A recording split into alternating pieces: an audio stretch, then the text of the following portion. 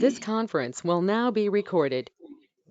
Good morning, everyone. My name is Amber Palmer. I'm the events manager for the California Fuels and Convenience Alliance. I am very happy today to bring to you a great webinar, which of course we want to talk about that EMV compliance. But before I get kind of started down that webinar kind of logistics, just to let you know, if you haven't seen already, we do have a conference coming up, the Pacific Fuels and Convenience Summit in September. This is going to be in person in San Diego. Registration is open, as well as exhibitor registration. We have a few slots left. Again, we do plan a really great in-person event in San Diego this year, September 7th through 9th. So if you have any questions about that, don't hesitate to let me know or give me a call. Outside of that, we also have some other fun things coming up with our association. We're going to have a member event in July. So if you're in the area, be on the lookout for that. It should be a really fun night of networking. Now that in California, we're going to be past that next level where after June 15th, where we can have those networking events. So please be on the lookout for that as well. So regarding today's webinar, again, very excited to work with Sound Payment to talk to us about EMV compliance, of which I know nothing about. So I'm so glad to bring forth today Bill Pittman. He's the Senior Vice President of the Petroleum Channel. He's been in the petroleum industry for, doing this for a long time. It sounds like he's got plenty of experience and a great bio. So I'm going to go ahead and let him take that away. When we were talking earlier, he did say if you have questions along the way, please feel free to drop that in the chat feature.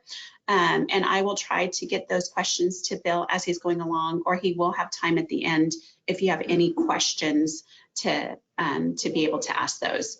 If in the meantime, again, it looks like everybody's on mute, thank you so much. Please do continue to stay on mute as he goes through that presentation. And again, in GoToMeeting, we have that chat feature on the side bar, so please feel free to use that to do all of your questions. So Bill, thank you so much. Excited to have you here today. Michelle, thank you for organizing this for us and working with me to get this information to our members. So I'm going to go ahead and put myself on mute, and thank you again, Bill. Okay, thank you. Hi, everyone. I want to thank you for joining this seminar or webinar. I'm going to go through some of the options that people have as they start to move to EMV. I'll go through some of the risks that you have if you don't. And I want to try to make it educational and go through all those different options. But of course, I'll talk about our solution a little bit too, so bear with me on that. But it'll give you different ideas and different things to think about. So that's really what we're trying to do here, is educate you a little bit about EMV, educate you about some of the options you have, and then help you make the decision that works best for you. So with that, I'll start off with a little bit about who Sound Payments is. We've been in the industry for a few years. We're relatively new in the petro side of things. And so you may not have heard of us, especially with COVID happening last year. It kind of slowed the ability to market and go to trade shows and everything down. But we've had our solution out there for a number of years. We've got a number of installs out there. And we're really focused specifically on building EMV solutions to help you upgrade your existing pumps. So that's really what our focus has been. We've got we've got really good pricing compared to some of the options, and we'll talk about that. And we provide both the hardware, software, and support services associated with it. And then we work with a number of different major distributors out there. So we don't sell merchant services, we're not a gateway, and we're not a payment processor. So we're really just a technology provider to help enable you to support EMV. So let's talk about EMV and what it's all about. So the chip card technology has been around the rest of the world for quite a while. And we're one of the last countries to actually take up EMV. And the reason why everyone moved to EMV is because of fraud. So it's really easy to copy magstripe data and then use a reader to build your own card and then do fraud with it. So that's been around for a long time, and you've heard of skimming and all those technologies where people are doing that, and that's specifically the reason why. Well, the big difference with EMV is you have a chip in there, and you can't duplicate that chip. You can't just go and write to a reader and have that chip in your card and have it work.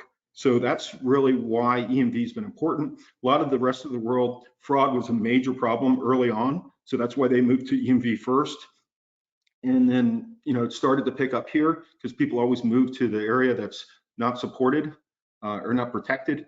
And so that's why people, started to move to the US, and that's why the associations and everybody started to dictate about EMV. And I went through this with the retail. So the retail world happened several years ago where they migrated over to EMV, and I went through that transition. And now they're making, Petro do the same thing for pay at the pump. And so I can give you a little bit of background on what happened in retail, and I anticipate some of the same things will happen in Petro as well. And so Petro is a little more complicated solution. So they kept pushing back the deadline, but the deadline's passed now. And so as of April 17th, what they did was they started to take if you had a chargeback, previously it was handled by your financial institution. Now the chargeback goes to the station owner. And so so people that previously weren't impacted by chargebacks are now going to financially be responsible for those chargebacks. And this happened not too long ago, so people are just going to start getting chargebacks now. And so it'll be interesting to see over time if people start getting these chargebacks, if all of a sudden they start to realize they really need to migrate to EMV. And in my opinion, everyone's going to need to migrate to EMV if they're going to want to be competitive in the market and not be impacted by it financially. And so my thoughts is that if you're going to have to do it eventually, you might as well do it now, so you don't get caught kind of in that trap. And so as you can see there's a lot of fraud that's been happening at dispensers. $450 million is what the estimated amount is. And so if you didn't have fraud before, this is the other thing that happened in retail, is if you didn't have fraud before, what happens is the fraudsters go and find out the people that haven't upgraded the EMV, and then you start getting fraud. And so that's what they did in retail, and I anticipate the same thing's probably going to happen in the petro industry. So kind of let's talk about some of your options here. Is you can always buy a new pump. And that's what, of course, all the pump manufacturers want you to do.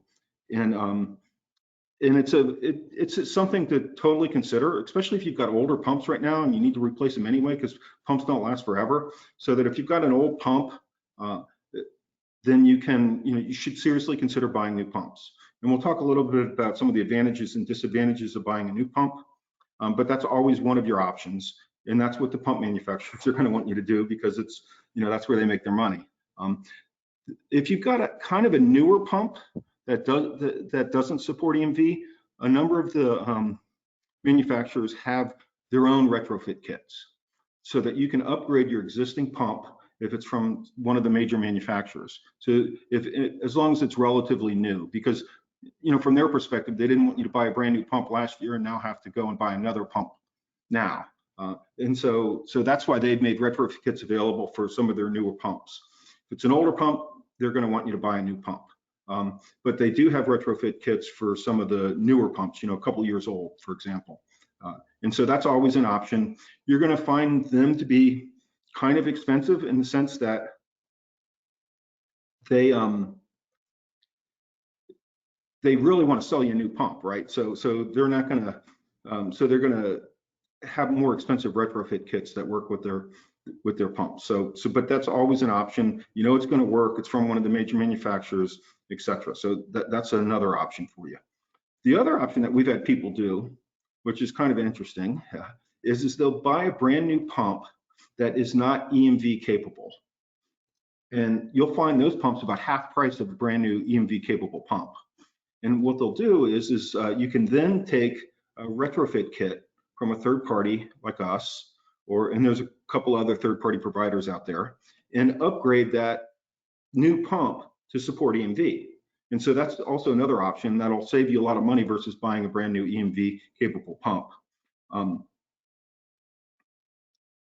Or what's happened is that since a lot of people have been buying new pumps, they put a lot of old pumps out on the marketplace. So another option is you could buy a used old pump and upgrade that to support EMV with a retrofit kit. So once again, there's another option there. And then last of all is you can consider using just a third-party retrofit kit from a company like ours, or like I said, there's a couple others out there to upgrade your pumps to be able to support EMV. So you got a number of different options depending on your situation and how much money you want to spend and how, really turns into how much money you want to spend and what you're looking for. But you've got a number of different options. You could, as you're making that decision to upgrade to EMV, you should consider all these different options that are out there and figure out which one works best for you. So, one of the things that happens with third-party retrofit kits is that you're going to find them to be much less expensive than some of the other solutions that are out there. And then us companies that have built these things have built them to work with really all the major dispensers. We can support things like EMV, magstripe, contactless, payment at the pump. We do pin on glass. You can do by contactless. That means you can do Apple Pay. If you've got a contactless card, you can tap it. All that kind of stuff. So a lot of the newer solutions all support those types of technologies. So you're going to get them all as you upgrade when you didn't probably have them previously. And the other thing to take into consideration is as you implement your upgrade is the cost associated with that upgrade and the conversion. And by that, I mean there's other costs depending on what solution you go with, whether you have to shut the station down, whether you have to, close and dig new concrete or do different things like that. So you need to think about, as you're looking at these different solutions that are out there, is which one's going to be the least disruptive to your business. And then the other thing to think about is security. We do something called a integrated solution, meaning that the device that we actually put into the pump is a payment terminal. And so a lot of other solutions, the device that they put in the pump is an input device where they then send the cardholder data off to another payment application to actually process the transaction. What we do is the device itself is actually a payment terminal. And what that gives you is, first of all, it's PCI certified, meaning that if anyone tries to tamper with it or do anything like that, it's just like your payment terminal that's on your countertop. It'll brick and stop working. So it is very secure that no one can mess with it. The other thing is that we do end-to-end encryption, so that's something else to think about. And that means that the minute that you insert the card, it's encrypted. And so the data now is encrypted at the point of entry, so that if anybody ever tried to sniff or get a hold of that data, it's not going to do them any good because it's all encrypted. So that's something else to think about from a security perspective. And then the kind of one of the last things is in the payment industry, if you change something in the flow of the transaction to go from the device to the payment processor, you have to recertify. So using a traditional method, if you change your forecourt controller or something like that, because the device is going to that forecourt controller that's running the payment app, then you would have to the provider would have to recertify the application. And the certification is really one of the big hurdles that slowed down adoption of EMV, period, especially on the Petro side, because the manufacturer, the processors that you certify with have a long process to get that certification done. So from our perspective, it's taken about 6 months to get a new certification done. So with our solution, where the device itself is going directly to the payment processor, that doesn't become an issue. So you don't have to do any more certifications, even if you change equipment in the back end. So that's something else to think about as you want to upgrade your station and do different things. That's kind of eliminated with an approach like ours. So just to kind of talk about the way most things happen today is that the device that lives at the pump, like I said, is an input device. It typically sends that data to the forecourt controller, and the forecourt controller then is running the payment application that goes to the processor. The end result is you got data now flowing through your station. And so that puts you what they call PCI at risk. And you have to have audits and everything else to make sure that that data is secure and can't be sniffed and can't, be hacked in any way. And so that's one of the risks with the traditional approach that most people are doing today. So then if you change like the forecourt controller, like I said, the provider has to have had a certified product that'll work with that new device that you put in there. Or if you change your readers at the pump, same thing happens. And so you just need to be cognizant of the equipment that you've got, and if you need it, make sure that it's certified with your provider. So that's something to consider. That's really important with the traditional approach. And like I said, security is the big point to consider. And then you also have now a single point of failure, because if your forecourt goes down, your payment application goes down, then you got one single point of failure that could impact your whole station. So what we've done is, like I said, the device that's in the pump is actually a payment terminal, and it goes directly to the payment processor. We use Wi-Fi as the communication mechanism to get to that payment processor. And like I said, is we encrypt the card data the minute that it's entered. So the data that's flowing through is all encrypted. So even if someone ever got a hold of it, there's nothing they could do with it. Only the payment processor can decrypt that data. Then what we do is we talk to something that we call the in-store bridge, which actually is a one-to-many device where it'll talk to different forecourt controllers. So the flow basically is you walk up to the pump, it tells you to insert your card, it does the pre-authorization going directly to the payment processor, authorizes the card, then that data is sent to the forecourt controller, and it tells the forecourt to turn on pump 1 or whatever the pump is that you're at for the amount that was authorized. So then you go and pump your gas. Once you're done, the forecourt controller knows that you're done. It then sends to us the information that says, hey, they pump $50 versus $100 worth of gas. We then go and complete that transaction then with the device that's in the pump directly going to the payment processor. The other advantage to kind of our approach is that you can run side by side with an existing in-store point of sale. So you could be using a Ruby or anything like that you're using already, and we can work side by side with them. And then we've got a number of point of sale partners that have worked with us and integrated into our system, because we've got a number of APIs so that you can get consolidated reports if you do that. So that's kind of the approach that we've taken, and it's different than what most people are doing. And those are some of the benefits associated with our approach.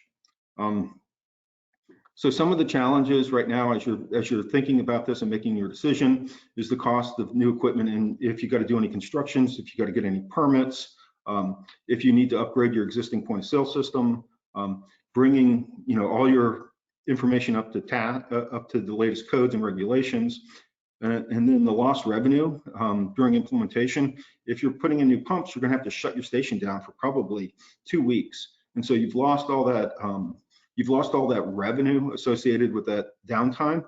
And then people are also creatures of habit. So if they are used to going to your station and then all of a sudden it's down for a while, they're going to have to go to another station. And then who knows if they're going to come back once you're up. So you potentially could lose customers. So those are some of the challenges that you need to think about is as you're doing an upgrade. The benefits to our approach is we're doing one pump at a time. So you don't have to shut your station down. It takes about a half an hour aside, a fueling point for us to upgrade your pump.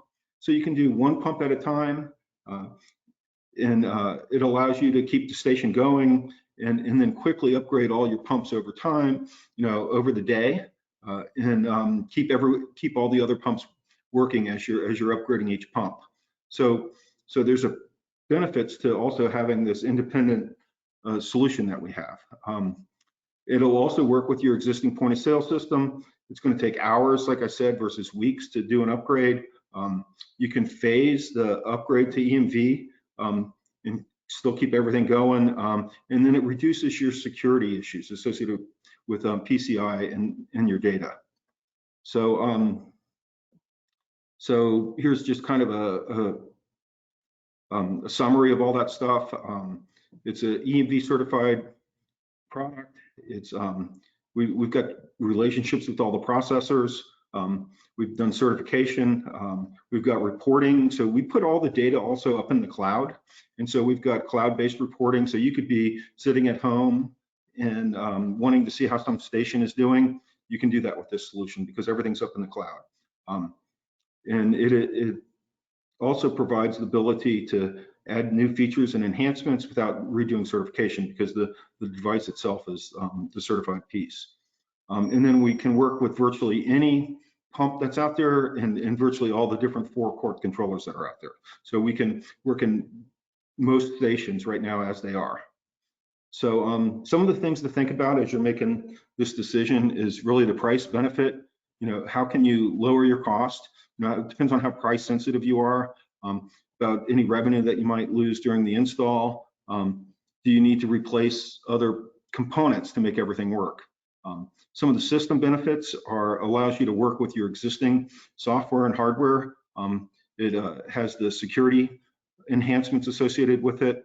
And then you don't have to, you know, modify any of your tanks or anything like that. It'll work right the way everything's working today.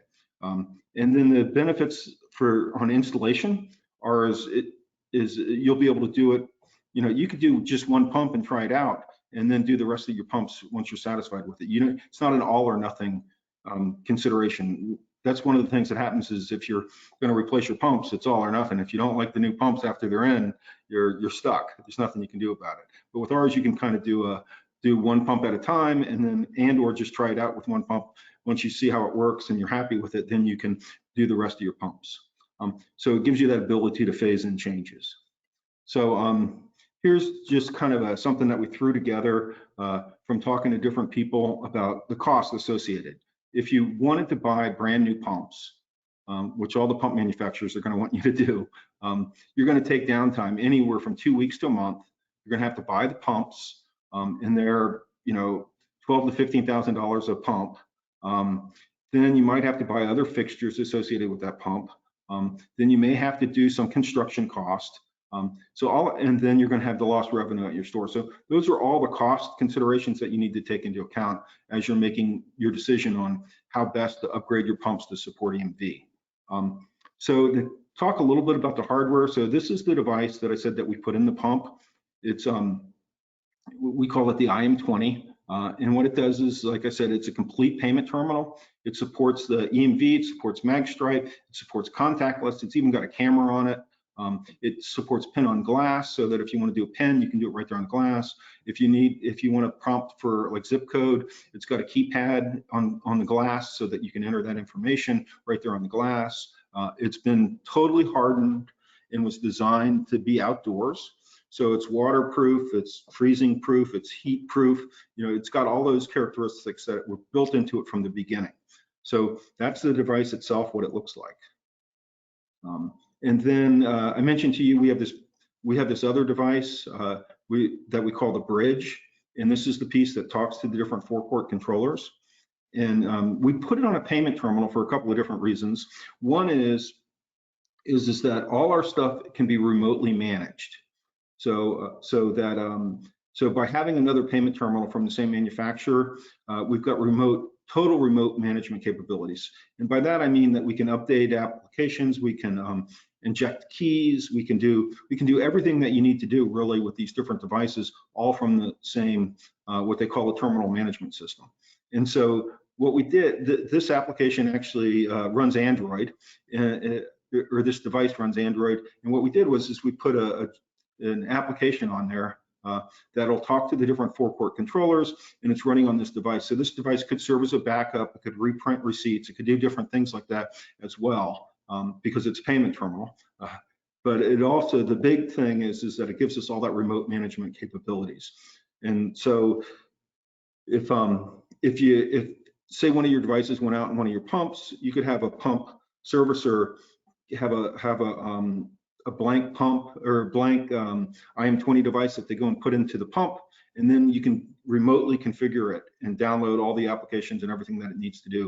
If there's ever updates or anything like that, you can do remote updates to all these different devices as well, because they're all controlled remotely. And you can inject keys, you can do virtually everything that you need to do remotely. So that's why we went ahead and put this bridge application on another terminal.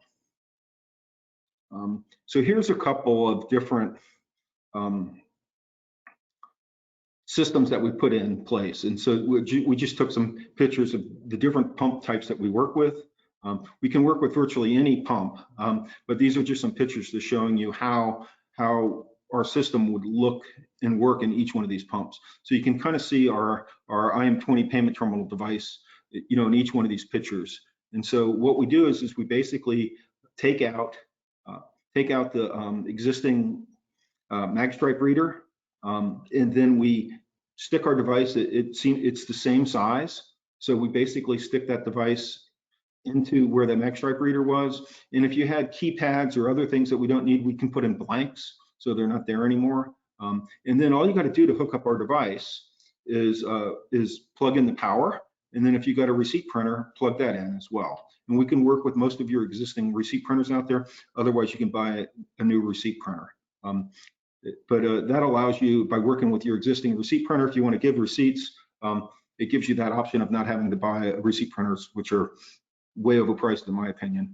The other option we have is we can do digital receipts so that they can get their information digitally as well, so they don't even have to print the receipt. So we support that as well. So this is just some examples of the different pumps that we work with.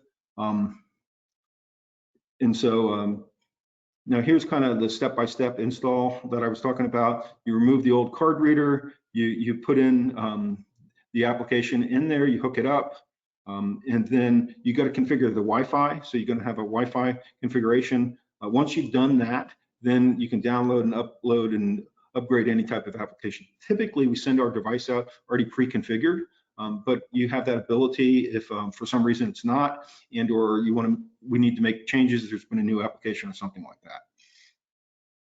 So then, well, here's just kind of a follow-up on that.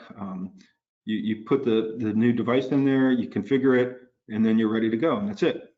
So it's really pretty simple, and that's why it only takes about a half an hour to do a fueling point with this solution. The other thing is we also have one of our partners is a kit manufacturer who's made it even simpler. So what he'll do is with his solution is he replaces the panel. So it's a complete retrofit kit. And all you do is put on a new panel and plug it in and it works. So there's a couple of different options on upgrading. One is you kind of fit in our existing solution with your previous solution, or number two is you can just buy a brand new panel, pull that panel off, stick the new one on, and it works. So there's a couple of ways to go. Here's a couple more examples of implementations that we've done in the past. As you can see, we can work with all the major manufacturers. And it's really the same thing as we're putting our device in there, and it becomes the screen and point of interaction with the customer. Here's a couple more examples, just to kind of give you an idea of all the different pumps that we can work with and we have worked with in the past. And here's kind of a before and after. As you can see, it doesn't really, we haven't had any problems with customers adapting to the new approach. Most people are pretty used to this type of equipment, grocery stores and that kind of stuff. So it's very easy for them to interact with it and use it. More examples, like I said, is we can virtually work with any pump that's out there. As you can see, we've done it. And so with that, I'm going to go through, this is one of our installation techs and sales reps, and he's going to kind of walk through testing one of these solutions and kind of show you how it works. Hey, Bill, before we jump into that, I have a question or a couple questions in the chat. Okay. Time frame for install, what does the time frame look like? And is the inside bridge a PAX 920? Yes, the inside bridge is a PAX 920, and the time to install it's going to depend on who your installer is. And so we work with different installers. You know, if a station has an existing installer, we would coordinate and work with them. We can train them as well to do the install, and hopefully you know, use them as a partner down the road. Otherwise, we have installers all over the country that can do the install as well. And it's just a matter of coordinating it. Right now, it's a little busy because everyone's trying to upgrade at the last minute. And so it's just a matter of coordinating it. But I'd say in general, if you're using one of our installers, it'd probably be a 2-week lag time. And then, you know, it's just a matter of coordinating everything to make it happen.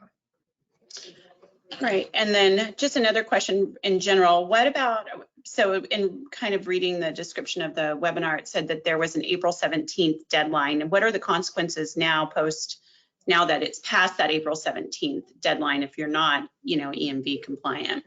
Yeah, so if you have a chargeback, the chargeback is going to go and become the liability of the station owner. Okay.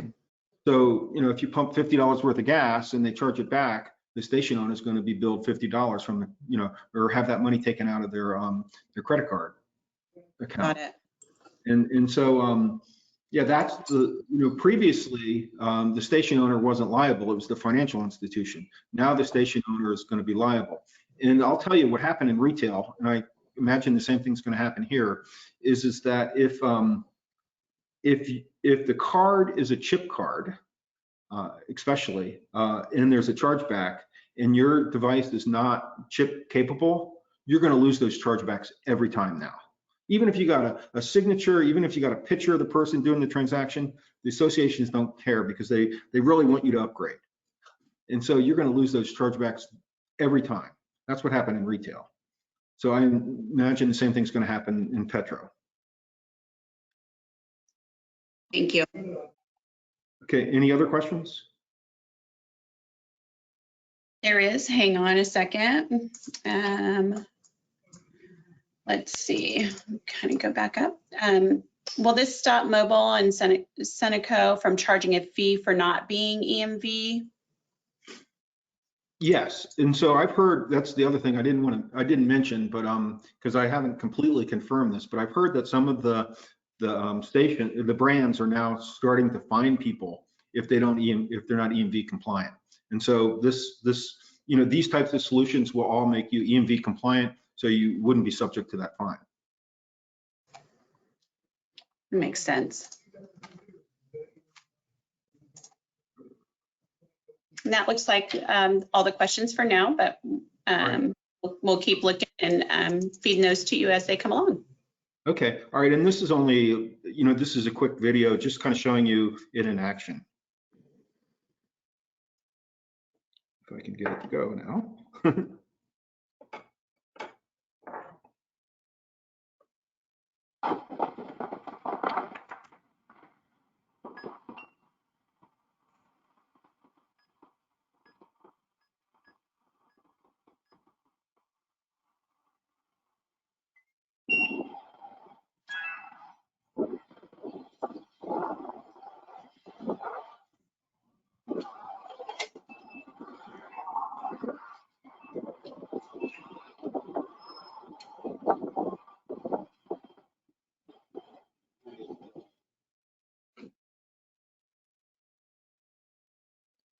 What happened? Did it?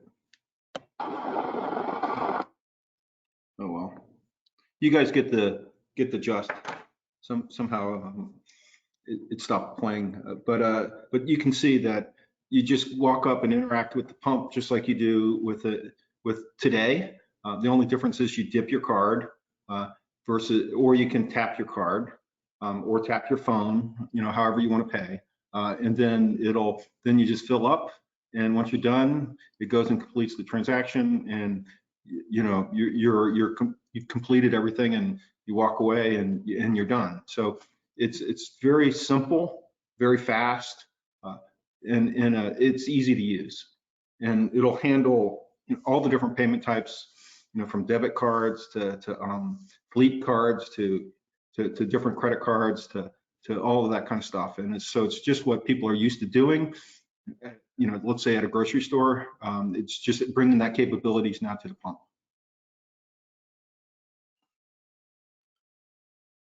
So any other questions or?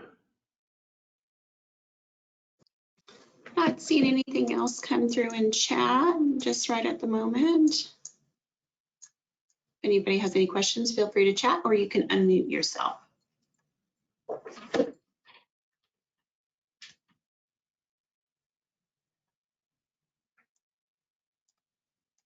Looks like that might have covered things from a question perspective. Okay, and like I said earlier, is that, in my opinion, you're going to have to, the stations are going to have to eventually upgrade to EMV. And so rather than take the risk, if you're going to have to do it anyway, you might as well do it sooner rather than later, is really my recommendation. Otherwise, you're going to take a hit, and then you're going to be all panicked, and then you're going to be in a rush, and you're going to have a harder time scheduling everything to get it done. So regardless of what approach you want to take to upgrade your stations, that you need to think ahead, look at your different options, and make a decision on what works best for you. And so, Bill, another question did come in. Is there any progress on integration with Passport? That is one of our holes, and yes, there is progress being made on that. So that is one of the last forecourt controllers that we previously didn't work with, but we will be shortly. And when you say shortly, in 2021, 2022? Oh, yeah, in a couple of months. Couple of months this year. Okay. Thank you, Alex. Good question. Any other questions for Bill?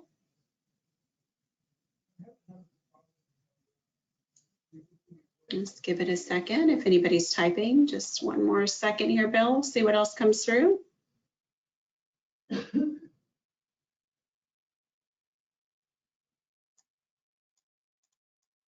Okay, looks like we might be winding down there with the questions.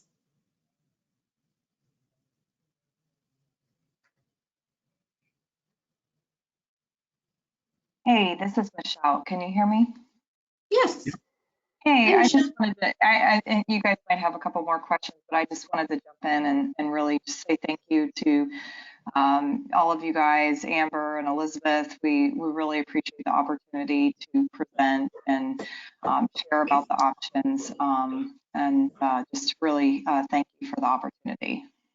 Absolutely, absolutely. This is a lot of good information. Sounds like some good solutions, but also, you know, it looks like we are past that April 17th deadline. So it's really important to let our members know that, hey, we have to, you know, there's some options out here. It's not too late. So very good. So yeah, Bill and Michelle, thank you so much for delivering such great presentation. Bill, I'm assuming we've come to a close of the presentation. Was there anything else that you needed to discuss? No, I'm fine. I think I went through most everything, and you know, I want to thank everybody as well for attending, and thank you for letting us go through this. And hopefully, it wasn't a total sales pitch, and some people got some information and knowledge out of it. Perfect. Oh, with that being said, everyone, again, thank you, Sound Payments, for delivering such good content to our members. As always, please be on the lookout for, and I can come back on, please be on the lookout for, you know, other future webinars. I believe we have another webinar coming up later this month. Very excited. That will be on June 17th at 10 a.m. So yeah, again, please be on the lookout for those things to be delivered to you as we continue to work with members and solutions and just talking about what's going on in the industry. So if afterwards you have any questions, I believe, Bill, is this your information up here? Do you have a business card plug that you can put up for us, Bill, a slide? I don't have a slide, but my email is bill.p@soundpayments.com. bill.p@soundpayments.com. Yeah. So for anybody that wants that information, feel free to reach out to Bill directly. Otherwise, you're always welcome to email me and I can definitely get you in touch. Bill and Michelle, you have the contact lists from today. And and let's see, can you email me? Yes, Christopher, I definitely will. I'll be in touch with you. Thank you so much. Lots of good questions.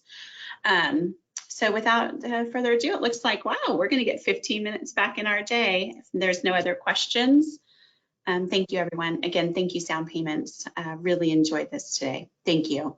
All right, everybody, have a great day. All right, thank you as well.